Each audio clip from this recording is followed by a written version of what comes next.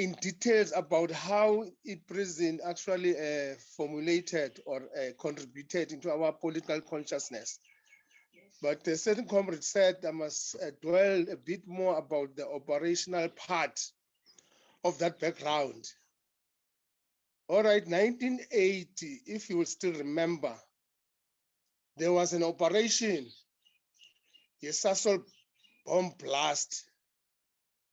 A special operation was responsible for that operation. Again, let me admit that I was not part and parcel physical of that operation. Abu Pani, Abu Faku, and some other comrades. Those of MK know them. And then immediately after that operation, apparently Amapulu were hit where it hurts because they actually raided Matola, the so-called Matola raid, where we actually lost 13 of our comrades. Those comrades were directly involved with that operation. So it means they were hit very hard, and then they responded accordingly. And Natke were hit very hard. Hence, immediately thereafter, there was a group of comrades that had to be sent to Soviet Union, Russia for Gradbe training, as I said. Now, during the time, if you remember, South African regime was sanctioned, especially with regard to oil that they needed very, very much. Over at that time, they were busy with these excursions of actually bombarding comrades outside the country, including SWAPO, Zipra, and MK. Now, Joe Slovo, in conjunction perhaps with Comrade O.R. Tambo, decided that we must hit them where it hurts. Oil installations that started with Sasol, the biggest of all. And then there were pump stations throughout the Natal area. So our comrades of MK were tasked to bombard those pump stations. They had to pump oil throughout the country. And those operations were informed by the fact that 1980, Iran, that used to be a source of oil of South Africa, was taken over by the Revolutionary Guard. Shah of Iran was overthrown, and then the Revolutionary Guard took over. Hence, South African regime at the time needed oil very, very much, and we exploited that situation by hitting them on oil installations. And then in Mozambique, that's where different machineries were actually based. One among them was under the auspices of our former chief of the SANDF and communications minister, Comrade Gebuza, Gebuza is a nickname, yeah, it's a combat name.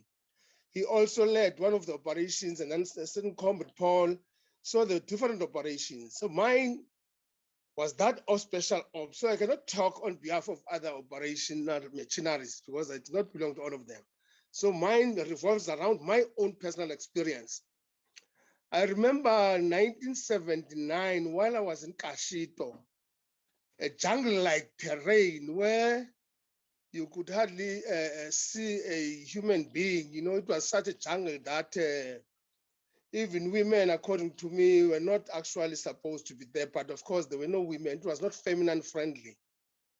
To the extent that one of my friends and comrades, Vincent Manku, he's Nomad Guerre, that is combat name. At the age of 17 years, my age, committed suicide by blowing his head off because he could not take it. It was bad indeed, comrades. What I basically liked about the camps of the MK throughout Africa was that you would always find stacks and stacks and stacks of books in 1 or 2 tents. So you always had libraries. Now I took it upon myself as a young, politically and intellectually naive 15, 16, 17-year-old boy to immerse myself with books, because In books, that's where you can actually find answers about the horrible condition of your existence. So as a bookworm, that helped me a great deal in terms of enabling me to understand the wretchedness and the trials and tribulations of the conditions of the struggle. The struggle was not a pap and phrase that time. It was very, very heavy. It was hard. Certain individuals committed suicide because they could not take it. But because ANC is a politicized movement, and it all used to say to us when he addressed us, comrades, you need to be an armed political activist. You don't need militarists in the ANC. We need political activists who will actually have their freedom charters on the right-hand side, constituting 60%, and AK on the left-hand side, 40%. So our struggle was informed by a political ideology that enabled its cadres to understand the conditions of the struggle. So I was one of those who was very, very eager to understand those conditions, because the disadvantage I had then was that I was a mere standard 4 dropout. Just imagine. I hardly know a high school in Port Elizabeth. They talk about Newell, Cowan, and so on and so forth. I did not then know the door of a high school. I deserted school at the age of 14, 15, standard 4, imagine. Now, because I believe that the struggle by its very nature is an educational process. Revolutionary struggle is an educational process wherein progressive ideas are imparted. But of course, as it's normally said, you can take the horse to the river, but you cannot force the horse to drink that water. So I've always believed in political education, educating the cadre, so that the cadre can be able to be of use when it comes to the masses. You must be a teacher of them as an educator, so that the masses understand the dynamics of the national democratic revolution, comrades. And then coming to Robben Island prison, for me, was the most powerful revolutionary college. The ANC converted that prison into a college. Yeah, in the true sense of the word, from time to time, she's a self-appointed manager. Now, from time to time, she tells me what to say. So in Robben Island, we succeeded in converting it into becoming a political school. From January to December, we had a syllabus where comrades were taught about our national and international politics. And another aspect that I'm reminded to actually talk about is that during my time, there was no quadro that they actually make noise about when they want to destroy the movement. When they want to distort the history of the movement, as though the ANC was quadro. It was not quadro. When I was there in 1978, there was no quadro. 79, there was no quadro. We're all dedicated cadres of the movement, adhering to the discipline of the revolutionary discipline of the movement. And in any struggle, in any national liberation struggle, it was not a pulp and phrase. It was very hard. Hence, you were there voluntarily. So those who vilified the movement by overemphasizing the negative, aspects at the expense of the positive aspects, do not belong into the national democratic forces, because of course, struggle is not an easy thing. As you may know, most of our leaders, you may find that they've got dysfunctional families because they dedicated their lives into the struggle. The struggle is a very selfish process. If you are there, you are there, then you have got to dedicate your life to ensure that the struggle continues until it's a victory. Now, currently, we are in the cul-de-sac. Most of the people who are from Robben Island, as you may know, are seasoned political activists. Not even a single one of them can claim that before they went to Robben Island, they were as politically matured and conscious as when they were released. Robben Island deliberately inculcated in them revolutionary consciousness so that they contribute into ensuring that our national democratic revolution is carried out to its fruition or a swift conclusion. I am so disheartened when I look at how the comrades are being co-opted by capital to the extent that to them the struggle is over. The struggle is not over, comrades, still continuing. In actual fact, it's such a contradiction that while we're developing in South Africa, others are becoming more comfortable, but the poor are getting poorer and poorer and poorer, which is a contradiction in terms.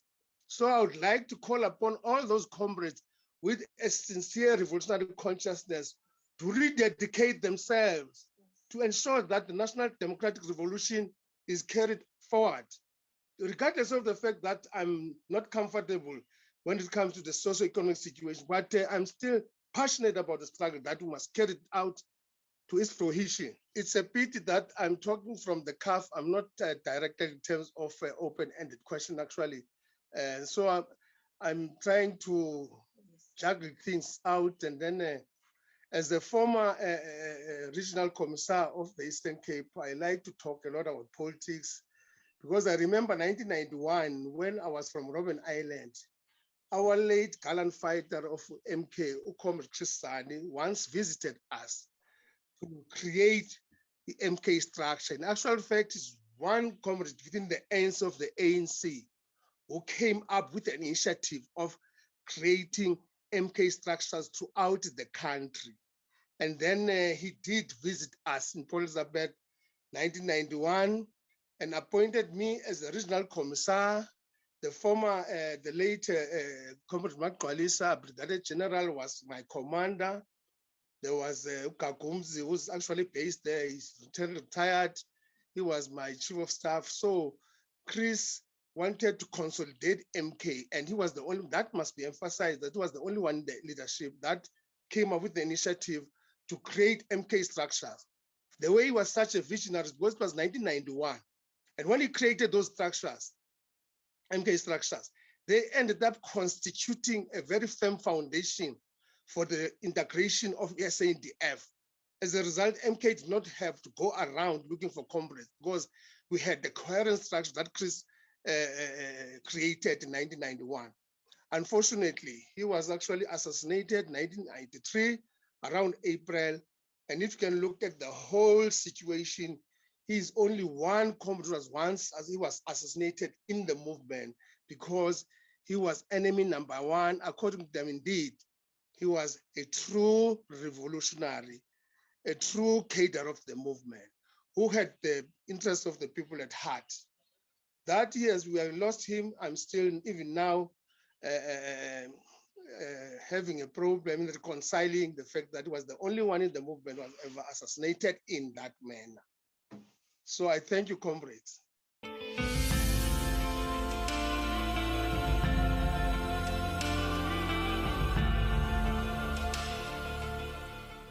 Thank you, Butkaya. Thank you very much for your very informative and well-structured lecture. You could see, viewers, that he is a well-organized person. His timing is being organized and all those kind of things. Viewers, you've heard for yourselves, this freedom did not come easy. It was hard for a mere young boy, my apology, Bukaya, left the country at the age of 15 years.